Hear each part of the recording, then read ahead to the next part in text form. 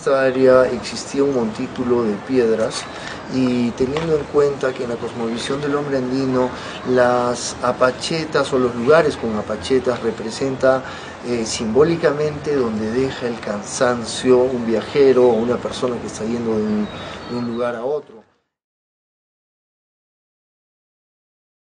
El hombre andino entierra a sus muertos muchas veces en laderas de cerros o en pampas. Los españoles que llegan acá no traen el concepto de tener el cementerio fuera de la ciudad, sino los cementerios vienen a constituirse en los atrios de las iglesias. Ahora, dentro de las iglesias, sabemos que con el tiempo se va saturando, se va aglomerando los cadáveres y ya no va a haber espacio. Las reformas borbónicas se empiezan a dar aquí, y una de las medidas es que en el siglo XVIII es que salgan fuera de la ciudad todos los cementerios, porque muchas veces enterraban a gente que no tenía dinero, la enterraban pues a medio metro, entonces cuando empezaba a descomponerse de la tierra salían malos olores. A los intendentes de que ellos pues sean los propulsores de que hagan los cementerios extramuros, ¿no? O sea, muros fuera de la ciudad. Entonces, hacia el último tercio del siglo XVIII se va a crear el cementerio de Miraflores, de la Pampa de Miraflores.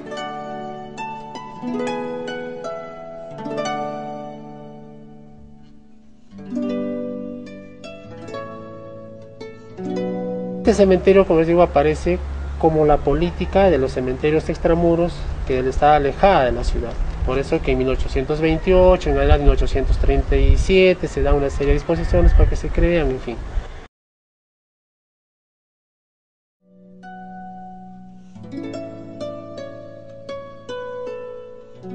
Acá hay que distinguir el estilo artístico que tiene cada lápida en cada pabellón, y el estilo artístico que tienen los mausoleos, que desde más o menos 1830, 39, 40, que es uno de los el más antiguo creo, empiezan a desarrollarse hasta la época, ¿no?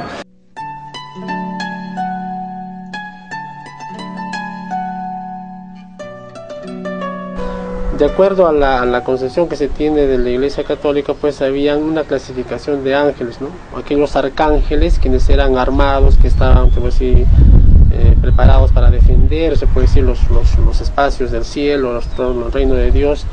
Entonces, y otros que son ángeles, en este caso, que están como perdonadores o piadosos de las almas que están descansando.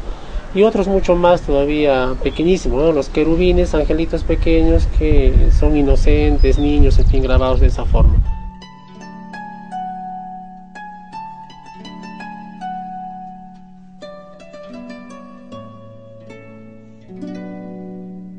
Cada imagen de los ángeles tiene diferentes posiciones, si se dan cuenta, ¿no? Están sentados, están echados, están de pie con la mano en alta o manos cruzadas, en este caso con la corneta, y está cercado.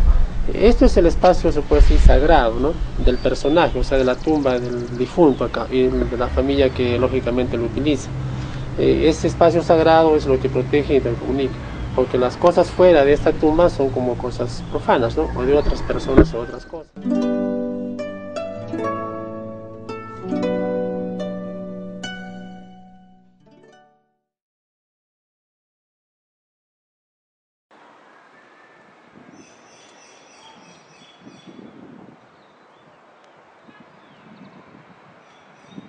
De los espacios que decía distribuidos del cementerio, hay gente pues, que por sus condiciones religiosas, que no son creyentes de la religión católica, pues entonces estos iban a ser rechazados en el reino de Dios, iban a llegar al cielo, por lo tanto se iban a condenar. En esos años se creía esas cosas, y su alma iba a vagar y perturbar la paz de los demás. Por lo tanto, como era descampado, y todos se iban pues al fondo, ¿no? Donde no vayan a perturbar la tranquilidad de los católicos que están al frente, ¿no?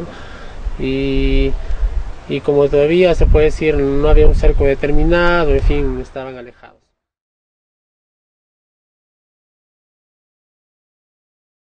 Simbólicamente es el difunto número uno, ¿no?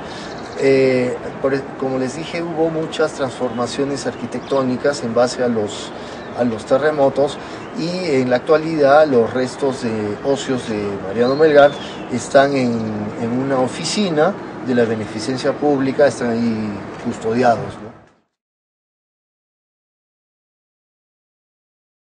Distribuir un espacio para la gente más necesitada, ¿no? La que no podía pagar, por decir, un nicho, entonces iba a enterrar a la tierra. Aparentemente parece tenebroso porque en nuestras imágenes, en nuestro pensamiento, tenemos pues la idea de las películas de Drácula, las películas de terror, donde están en el cementerio de noche con las cruces, pero a simple vista parece así, pero en la realidad la práctica no lo es, ¿no? Porque la gente popular, se puede decir, del sector popular, se siente más identificada que sus muertos estén bajo tierra que en los nichos, ¿no?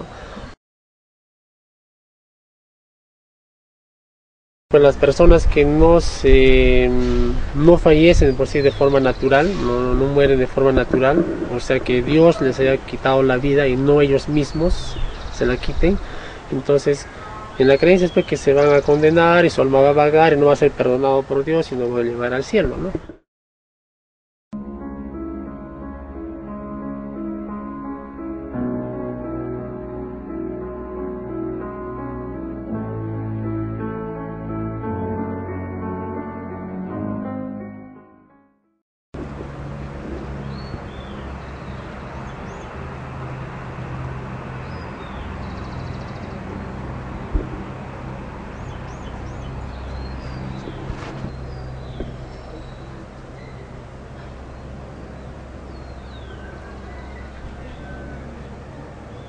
A los pocos meses de haber ocurrido, se puede decir, la sentencia de Víctor Apaza de fusilamiento, la gente empieza a creer en esa persona, ¿no? A venir a rezarle, a pedirle cosas, en fin. La iglesia ha vetado todas estas cosas, ¿no? Porque no es un único lugar donde se repite, ¿no? En Lima está Sarita Colonia, en Huancayo un personaje similar que fue fusilado la misma temporada que Víctor Apaza, en Cajamarca también un fusilado la misma temporada de Víctor Apaza. Fueron reformas que se dieron en el Poder Judicial y por el Estado en el tiempo de Juan Velasco Alvarado, y lo que ocurrió no fue, como se dice, finalizar este proceso de la pena de muerte que había en ese tiempo, y culminaron con estos personajes, ¿no? Que al final esperaban que les perdonen, que les indulten la pena de muerte, pero no lograron conseguirlo, ¿no? Llegaron a la ejecución. Entonces, como que la población también sale pues a decir que ha sido injusto, ¿no? Entre comillas, que los hayan fusilado cuando podían darle una cadena perpetua, ¿no?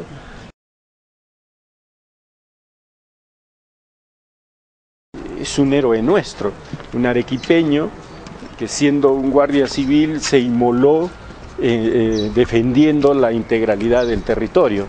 Y entonces alrededor de él también hay toda una construcción, ¿cierto?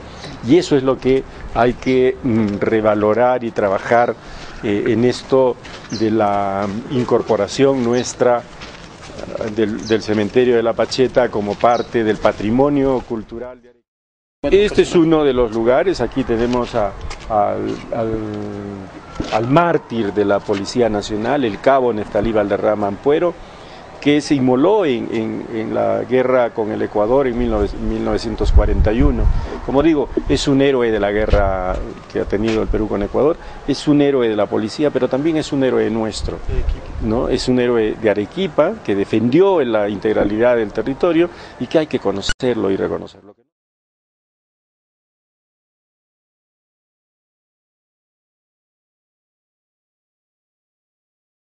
Benigno Bayón Farfán lo tenemos en unos nichos por allí. Finalmente, después de muchos problemas a nivel familiar, se ha logrado que la familia de Benigno Bayón, terminen organizándose y le construyan este mausoleo. Aquí se trasladarán los restos de Benigno Bayón Farfán y de su hermano, que también era otro importante cultor de la música y escritor. Uno de los mejores alcaldes que ha tenido la ciudad, Él no fue arequipeño, como saben ustedes, él fue un alemán, pero más arequipeño que posiblemente que nosotros mismos. Cambió la ciudad, trabajó a través de la Mutual Arequipa una serie de urbanizaciones que hoy son importantes en la ciudad.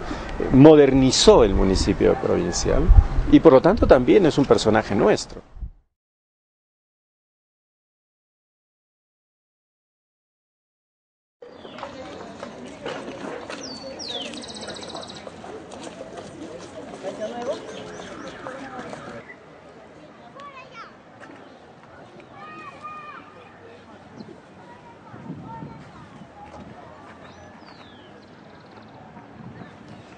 Estamos en un proyecto en el cual la beneficencia nos dio la pauta para, en primer lugar, determinar cuántos hay aquí en el cementerio de La Pacheta de difuntos, enterrados, en nichos, en mausoleos, hacer una suerte de lo que se hace para los vivos, hacer con los muertos, un censo en el cementerio.